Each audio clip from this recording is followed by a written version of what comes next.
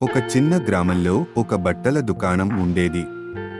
దుకాణం యజమానికి ఒక అందమైన కుమార్తె ఉంది.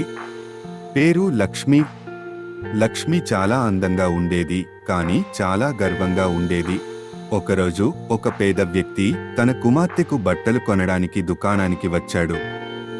అతను చాలా పేదగా కనిపించాడు. అతని వస్త్రాలు పాతవిగా ఉన్నాయి. అతను దుకాణంలోకి ప్రవేశించినప్పుడు లక్ష్మి అతనిని పైకి క్రిందికి చూసింది.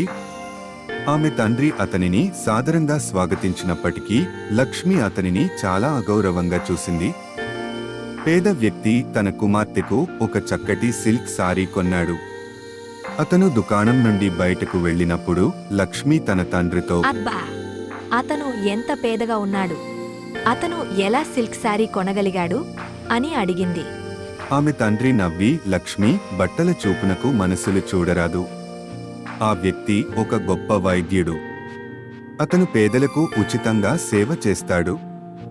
అతని మనసు చాలా పెద్దది అని చెప్పాడు. లక్ష్మికి చాలా సిగ్గుగా అనిపించింది. ఆమె తన తండ్రి మాటలను గుర్తుంచుకుంది. అప్పటి నుండి ఆమె ఎవరినీ వారి దుస్తుల ఆధారంగా తీర్పు చెప్పలేదు. బట్టలు కళ్లతో చూడడానికి మాత్రమే మనసులను చూడరాదు.